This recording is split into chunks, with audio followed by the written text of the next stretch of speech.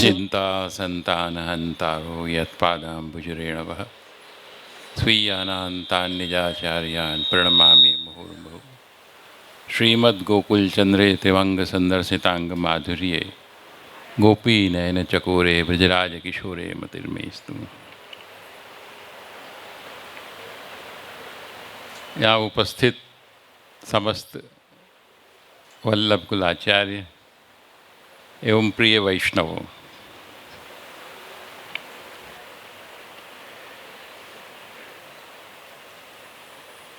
अभी चिरंजीव बाबा के प्रवचन में बधाई को दिन नीको ये गाया, तो सचमुच में इस बधाई का ही दिन है, खास करके हमारे लिए, मेरे लिए, कि जब अपने पौत्र को, पुत्र को नहीं पौत्र को आप इतने अच्छे ढंग से बोलते देखें और आपको सदुपदेश दें, सही रास्ता बताएं, तो इससे अधिक बधाई की बात हमारे लिए और क्या हो सकती है। ये मेरे लिए ही नहीं, आप सबके लिए भी बधाई की बात है, क्योंकि आपको आगे तक, अब 50 वर्ष तक आपको, आपकी पीढ़ियों को ये चिंता नहीं रहेगी कि कौन सच्चा रास्ता बताएगा। तो इतनी सुंदरता से श्रीनाथ जी का चरित्र इन्होंने कहा। वास्तव में श्रीनाथ जी की जो जतिपुरा से मेवाड़ तक की यात्रा है, वो यात्रा भाव की यात्रा है। वो भाव की यात्रा कैसा है कि अजब कुंवरी बाई का प्रसंग आया होगा। जैसा कि बाबा ने कहा कि मेवाड़ में, सिंघाड़ में ही दोनों रहते थे। जब गोसाई जी पधारे तो दोनों दर्शन करने गए। तो मीराबाई ऐसे तो भक्त थीं, बहुत बड़ी भक्त थीं, लेकिन उनकी अपनी एक अलग कोटि थी, मर्यादा की भक्त थीं। किंतु अजब कुंवरी बाई का मन सहज ही श्री गोसाई जी के चरणों में आसक्त हो गया। उन्हें ऐसा लगा कि ये मुझे कुछ दे सकते हैं, मेरा उद्धार कर सकते हैं। उन्होंने मीराबाई से पूछा कि मैं इनकी शिष्य हो जाऊं।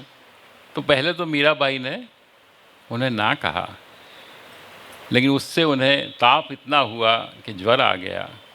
तब मीराबाई ने कहा कि आप हो जाओ। तब श्री गोसाई जी की सेवक हुई, उन्हें अपने घर पधराया, 4 दिन खूब सेवा की। जब गोसाई जी विजय करने लगे, पधारने लगे, तब फिर ताप हुआ। अब गोसाई जी थोड़ी दूर ही गए थे कि उनकी दासी आई कि भाई आप, उनको तो ताप हो रहा है और उनके प्राण निकल जाएंगे। तब गोसाई जी वापस पधारे और उन्होंने आश्वासन दिया। फिर अपने पादुका जी पधरा दिए कि इनकी तुम सेवा करना, तुम्हारे जो भी मनोरथ है श्रीनाथ जी पूरे करेंगे। पादुका जी की वो प्रत्यक्षवत सेवा करती। उसका फल ये हुआ कि श्रीनाथ जी उन्हें अनुभव कराने लगे। जैसा कि बाबा ने कहा, चौपड़ खेलते, हर तरह के आनंद देते। एक बार ऐसा हुआ कि श्रीनाथ जी को आने में देर हो गई। ये बहुत व्याकुल हो गई कि श्रीनाथ जी आज पधारे क्यों नहीं। तब पधारे, तब श्रीनाथ जी को इन्होंने कहा कि आप तो चंचल हो, नटखट हो, आप ये कहते हैं कि मैं छोड़ूंगा नहीं, लेकिन आपका क्या भरोसा है। तब उन्होंने कहा कि नहीं, तुम मुझ पर भरोसा रखो, मैं तुम्हें कभी नहीं छोड़ूंगा। तुमने श्री गोसाई जी की कहानी से मुझे बांधा है, तो मैं तुम्हें कभी नहीं छोड़ूंगा। लेकिन जब तक गोसाई जी विराज रहे हैं, मैं आऊँगा जाऊँगा, लेकिन गोसाई जी के बाद ही मैं यहाँ सदा के लिए आ जाऊंगा। ये वचन उसे दिया। सत्य संकल्पतो विष्णु नान्यथा तु करिष्यति। श्री महाप्रभु जी आज्ञा देते हैं कि प्रभु सत्य संकल्प हैं, वो हमें बनाते नहीं है। ठाकुर जी हमें, आप गुजराती में कहते हैं ना, छेतरना, तो वो नहीं करते। इसीलिए ये जो मेवाड़ पधारे महाप्रभु जी जतिपुरा से, उसमें कारण कुछ भी रहा हो, लेकिन मुख्य कारण अजब कुंवरी बाई थी, क्योंकि वहाँ उस स्थान पर आकर रथ का पहिया अटक गया, चले ही नहीं रथ। और आज भी वहीं विराज रहे हैं। 7 चौक को मंदिर बनायो, आप विराजें छप्पर तले। तो श्रीनाथ जी तो ऐसे कृपालु हैं। तो इसलिए ये जो मेवाड़ तक की यात्रा है, सिंघाड़ तक की, जिसे आज हम नाथद्वारा कहते हैं, वो भाव की यात्रा है, भक्त के और भगवान के संबंध की भावना है। और उसी भाव से बंध के आज श्रीनाथ जी आप सबके घर घर में विराज रहे हैं। ऐसा नहीं है कि वहीं विराज रहे हैं, वहाँ तो गोसाई जी महाप्रभु जी की कहानी से विराज ही रहे हैं, लेकिन आपके घर में भी वही श्रीनाथ जी विराज रहे हैं, कोई और नहीं विराज रहा। तो इस चीज़ को आप सदा ध्यान रखिए। औरंगजेब के डर से भागे, ऐसा कई लोग कहते हैं। तो जैसा बाबा ने कहा कि औरंगजेब का डर श्रीनाथ जी को क्या। देखिए, जिस स्वरूप को ब्रज में रहना था, वहाँ तक तो औरंगजेब के आदमी पहुँच ही नहीं सके। जैसे दाऊ जी, ब्रज में दाऊ जी हैं, तो दाऊ जी गोकुल तक पहुँच गए, सब जगह पहुँच गए। अब दाऊ जी को ढूंढे, दाऊ जी बड़ा देव है, दाऊ जी बड़ा, उनको उनका मंदिर तोड़ना है। अब उनका जो सेना सिपाह सलार था, सेनापति था, वो लोग ढूंढ ढूंढ के मर गए, लेकिन उनको दाऊ जी मिला ही नहीं। कोई के इस तरफ है, कोई इस तरफ, कोई इस तरफ, वो भटकते रहे, लेकिन दाऊ जी तक पहुंच नहीं पाए, क्योंकि उनको वहीं लीला करनी थी। श्रीनाथ जी को क्योंकि अजब कुंवरी के लिए आना था, और जैसा बाबा ने कहा कि पूंछड़ी के लौठा के लिए वापस पधारेंगे। क्यों? कि वो अब तक सो रहा है, लुका छुपी का खेल चल रहा था, और श्रीनाथ जी दांव दिए बिना भाग गए। इसलिए उस दांव को उतारने के लिए वो पधारेंगे जरूर। इसलिए हम लोग ये सोचते हैं कि ऐसा संभव आज के ज़माने में कैसे, ऐसा वैभव, और इसको छोड़ के आज सरकारें कैसी। लेकिन श्रीनाथ जी, जैसा बाबा ने कहा, अपनी सुविधा स्वयं कर लेते हैं। हम अपनी दृष्टि से देखते हैं। संस्कृत में एक सुभाषित है, पश्यामः, हम लोग देखते हैं क्या, कि वस्तुनि, जो वस्तुएं हैं उनको हम देखते तो हैं, लेकिन कैसे देखते हैं? जैसी वो हैं वैसी नहीं देखते। न वस्तुतः, जैसी वो हैं वैसी हम उन्हें नहीं देखते, बल्कि हम उन्हें कैसे देखते हैं कि स्वदृष्टिया, हमारी जैसी दृष्टि है वैसे हम उसको देखते हैं। आज मुझको देखकर कोई, किसी को श्रद्धा होगी, किसी के मन में ये होगा कि देखो कैसा पाखंडी है, बोले जा रहा है, बोले जा रहा है, तो वो अपनी अपनी दृष्टि है। जिसकी जैसी बुद्धि वैसा वो सोचता है। इसलिए अपने विचार अपने तक रखिए। किसी के लिए हम बुरा बोलें, भला बोलें, क्या पता चले कैसा व्यक्ति है। ऐसा हो जाता है। एक बार हमारे घर में प्रसंग था, गुजरात में ही। उमरेठ से कई वैष्णव आए, एक भावनगर से भी वैष्णव आए। वो बहुत श्याम थे, काले पहलवान जैसे लगते हैं। अब जो उमरेठ से वैष्णव आए थे, उसी बस से ये भी उतरे। अब उमरेठ से जो वैष्णव आए थे, उनकी जेब कट गई, किसी ने उनका पर्स चुरा लिया। अब वो जब यहाँ आए तब उन्होंने देखा कि ये आदमी बस में भी था, और उनका चेहरा मोहरा ऐसा ही था कुछ के, अब मैं क्या कहूँ, वैष्णव थे। अब बड़े दादा से उन्होंने, गिरधर लाल जी से कहा कि मुझे ये शंका है कि इसके पास मेरा पर्स है। बड़े दादा को थोड़ा तेज स्वभाव था। उन्होंने कहा, एक तो ये बहुत अच्छे भगवदीय हैं, दोनों समय सेवा करते हैं, सखड़ी की सेवा करते हैं, मर्यादी हैं, और इनका खुद का बहुत बड़ा बंगला है, इनका बहुत बड़ा लोहे का व्यापार है, ये तुम्हारी जेब क्यों काटेंगे? क्योंकि नहीं, ये ऐसे लग रहे हैं मुझको कि ये जेब कत रहे हैं।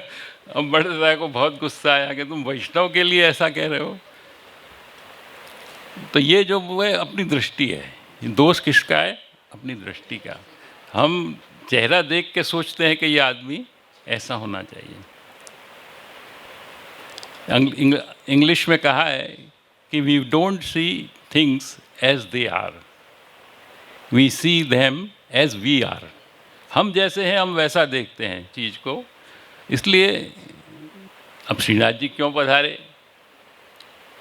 औरंगजेब के डर से तो नहीं पधारे, लेकिन अजब कुंवरी के लिए पधारे, उनके भाव से पधारे।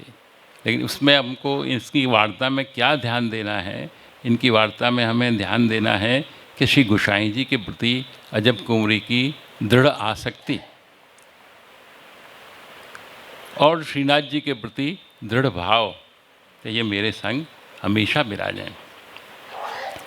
ये दो चीज़ आप ध्यान रखिए, तो ठाकुर जी आपको क्यों छोड़ेंगे? आपके घर सदा विराजेंगे। हम सोचते हैं, हम स्वयं तक सोचते हैं, लेकिन आप ऐसा सोचिए कि मेरे बाद मेरे बच्चे, उनके बच्चे हमारे घर पर सदा ठाकुर जी कृपा करते रहें। ऐसा भाव होगा तो ठाकुर जी सदा करेंगे ही, लेकिन हमारे मन में हम उनसे सेवा करवाते ही नहीं, कई घरों में दंडवत भी नहीं करते। तो ये दृढ़ता आनी चाहिए जैसी अजब कुंवरी की थी। तो श्रीनाथ जी आज तक वहीं विराज रहे हैं। पहली चरण चौकी वही है, आखिरी ये जो चरण चौकी है वो 12वीं है। तो इस ढंग से श्रीनाथ जी का, उनके वैष्णवों का, भक्तों का और श्री गोसाई जी का। श्री गोसाई जी को देखिए आप लोग हमेशा ध्यान में रखिए, क्योंकि श्रीनाथ गोसाई जी जो हैं वो महाप्रभु जी, गोसाई जी और उनके 7 बालक उनके बीच में हैं। वो दोनों तरफ से संबंध रखते हैं, समझे ना आप?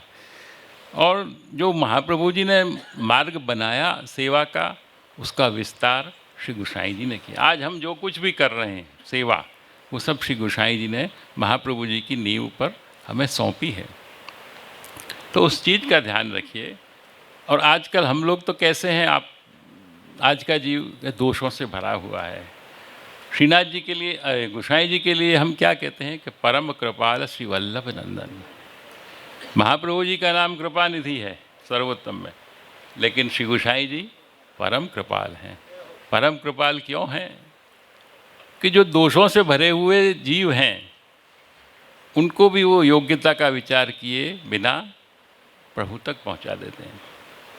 श्री गोसाई जी का प्रताप ऐसा है कि वो ये नहीं देखते कि इसकी क्रिया कैसी है, इसके कर्म कैसे हैं। अगर ऐसा उन्हें लगता है कि प्रभु की कृपा इस पर होने वाली है तो उसके बीच में वो नहीं आते।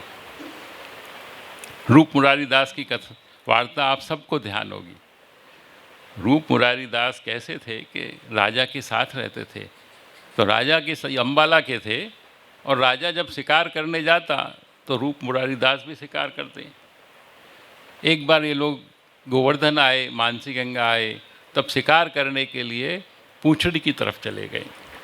पूंछड़ी की तरफ गए तो वहाँ इन्होंने बाज पक्षी जो आता है उसका शिकार किया। रूप मुरारी दास वो लेकर आ रहे थे तो गोविंद घाट पर, गोविंद कुंड पर श्री गोसाई जी संध्या वंदन कर रहे थे।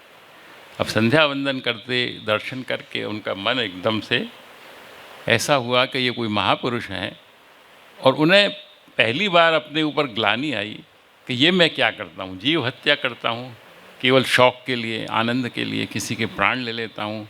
हाथ में खून से सना हुआ बाज था।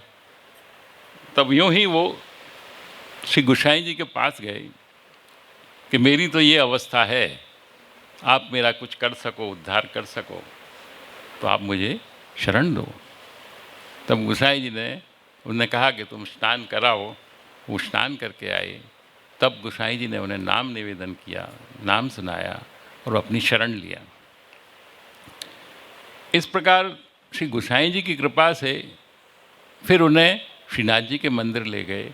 मंदिर में श्रीनाथ जी के उन्होंने दर्शन किए और उनका मन उनके चरणारविंद में आसक्त हुआ तो एक ऐसे व्यक्ति को कोई जीव हत्या करता था, उसका जो भी कर्म का फल होगा वो भुगत गया, लेकिन ठाकुर जी तक उसे पहुंचा दिया। इसीलिए हम कहते हैं परम कृपाल सी वल्लभ नंदन। ठाकुर जी का भी यही है। शुभोदनी में श्री महाप्रभु जी आज्ञा करते हैं कि दोषान न गृह्णाति। प्रभु का स्वरूप कैसा है कि जीव के दोष नहीं देखते, गुणानेव, गुण को ही देखते हैं। हम कितने ही दोषी हों, हमारे अंदर काम क्रोध कुछ भी भरा हो, लेकिन प्रभु एक थोड़ी भी आप भक्ति करोगे तो उसको देखेंगे, आपके दोषों को नहीं देखेंगे, अगर कृपा करनी है तो। इसलिए वहाँ भी कहा है अतएव परम दयालु, इसीलिए ठाकुर जी को परम दयालु कहा गया है। तो ऐसी दृढ़ भावना श्रीनाथ जी में, श्री गोसाई जी में और उनके भक्तों में रखिए। ऐसा विश्वास अपने उनमें रखिए कि हम इनकी शरण जाएंगे तो हमारा जो है वो उद्धार होगा। अपनी दृष्टि को हमेशा साफ रखिए। किसी के ऊपर भी निर्णय हम दे देते हैं, रास्ता चलता कोई जाता होता है, एक स्त्री दूसरी स्त्री को देखेगी तो कहेगी अरे देखो ऐसी बुढ़ी हो गई तो भी जीन्स पहन के जा रही है।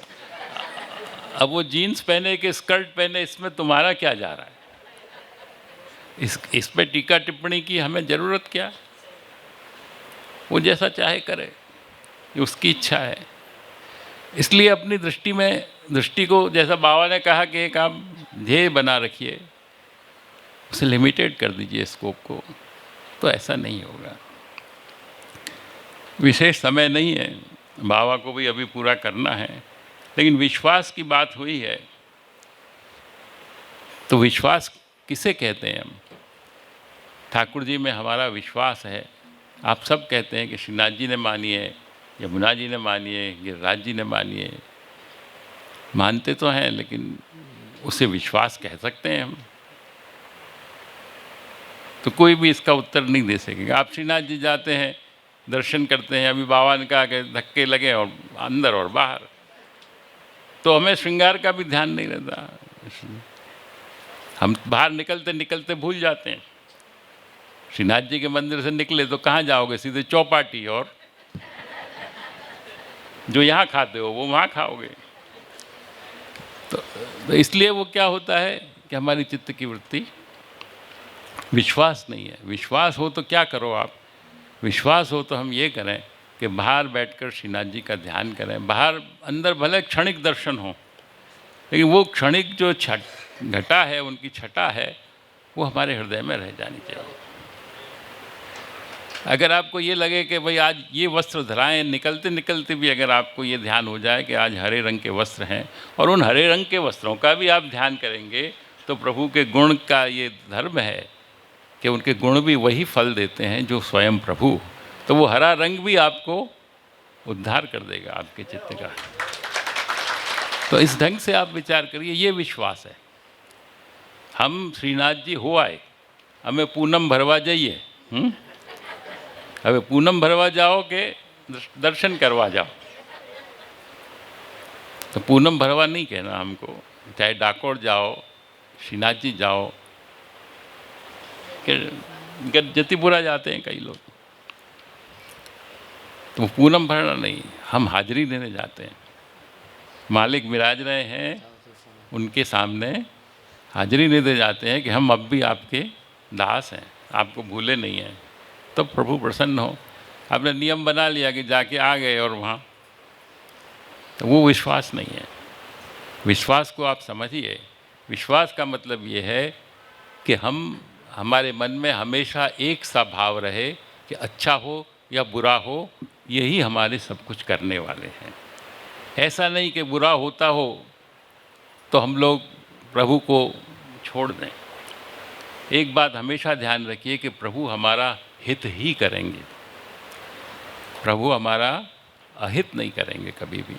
हमें ऐसा लगता है, अब व्यापार में नुकसान होता जाता है। अधिकतर लोग आके यही कहते हैं कि जैसे हमारा जोड़े वो केम थाय छे। तो अपने संग ऐसा नहीं होता। आज दुनिया में आप कहीं भी चले जाइए, सब यही कहते हैं हमसे तो कि मज़ा नहीं। मज़ा किस में है? तो आनंद तो एकमात्र प्रभु में है।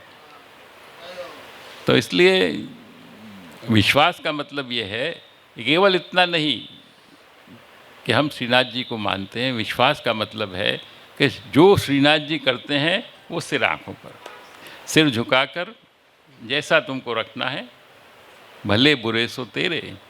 इस भाव से आप जब ठाकुर जी को भजेंगे तो लौकिक भी सुधरेगा और अलौकिक भी सुधरेगा। नहीं तो विश्वास का मतलब नहीं है, हित ही करते हैं ठाकुर जी, इस चीज़ को आप ध्यान रखिए।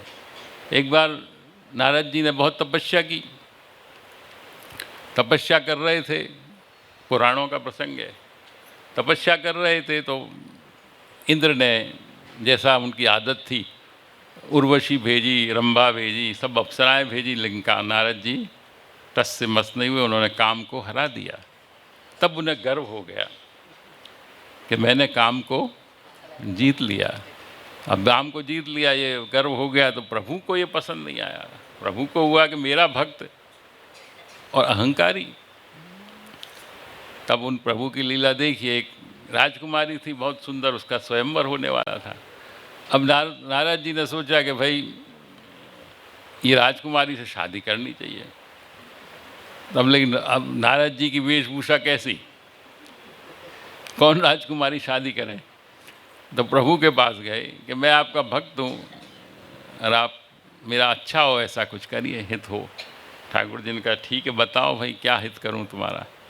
उन्होंने कहा कि आप हरि हो, मेरे दुख हरने वाले हो, आप मेरा ऐसा कुछ करिए कि राजकुमारी से मेरी शादी हो जाए। ठाकुर जी ने कहा ठीक है, आप हरि हो, आपका रूप मुझे दे दो। ठाकुर जी ने ठीक है, हरि का रूप मैं देता हूँ तुमको, तुम जाओ। तो नारद जी गए, अब स्वयंवर में चले गए। अब लोग हंसे उनको देख, अब जहाँ राजकुमारी जाए वहीं नारद जी जाके बैठ जाएं। अब राजकुमारी हंस के आगे चली जाए।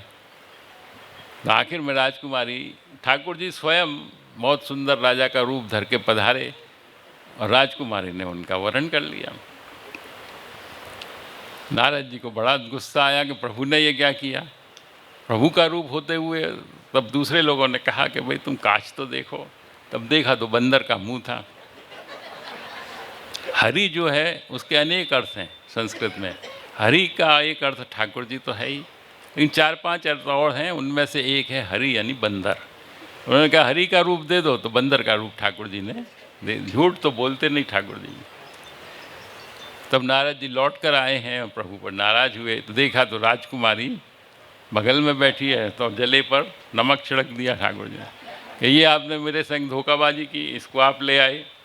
तो उन्होंने कहा तुमने कहा था कि मेरा हित हो ऐसा करो, और हरि का रूप मांगा तो हरि का रूप मैंने दिया। हित तुम्हारा इसमें ही है कि तुम इन सब पचड़ों में नहीं पड़ो। तुम मुझको छोड़कर और इस तरफ क्यों जा रहे हो? मुझसे सुंदर कोई है क्या? तो उन्होंने कहा कि नहीं प्रभु, कोई नहीं है। देखो कहाँ है, तो वो राजकुमारी नहीं थी, सब प्रभु की माया थी। तो प्रभु हमारा हित ही करते हैं। नुकसान हुआ है, कुछ भी हुआ है, बीमारी चल रही है, हमेशा मन में दुख को देखिए, सहन करिए, लेकिन किसी को कोसिए मत। किसी को कुछ हो जाता है, हमारे यहाँ डॉक्टरों को सब कह देते हैं अरे इसने ध्यान नहीं दिया, ऐसा हो गया वैसा हो गया। नहीं, किसी की कुछ नहीं होता, सब अपना अच्छा ही करते हैं जितनी कोशिश होती है, ऐसा मान के चलिए। तो प्रभु कहीं दूर नहीं है। यही श्रीनाथ जी का स्वरूप है। मन नाथम मत गोपाए स्वात्मयोगेन। ये मेरा व्रत है कि अपने आत्मयोग से मैं अपने भक्त की रक्षा करूँगा। न मे भक्तः प्रणश्यति, मेरा भक्त का कभी नाश नहीं होता। ये ठाकुर जी की, लेकिन हम इस पर विश्वास नहीं करते, इसलिए हम प्रभु का अनुभव हम नहीं कर पाते। चिरंजीव बाबा की सुंदर वाणी आपने सुनी है, बहुत रसमय शैली से इन्होंने सुनाया है। उसके बाद उपदेश फिर अच्छा नहीं लगता, तो अब ये इसका पूरा करेंगे। लेकिन मैं आपसे इतना ही कहूँगा कि सदा श्री गोसाई जी, श्री महाप्रभु जी और सातों बालक में से जिस घर के हों, जैसे हम रघुनाथ जी के, उनकी तरफ से आप सेवा करिए, उनके भाव से सेवा करिए ठाकुर जी के, तो अवश्य अनुभव होगा। और किसी के लिए लौकिक में या लौकिक में किसी के लिए भी निंदा स्तुति में मत पड़िए, तो हमारा विश्वास, हमारा भाव दृढ़ होगा। जिस भाव से बंध के श्रीनाथ जी अपने ब्रज को छोड़कर और सिंहघाट पधारे। तो इतना ही कहकर मैं अब अपना वक्तव्य समाप्त करता हूँ। अतिशय श्री वल्लभाधीश की जय।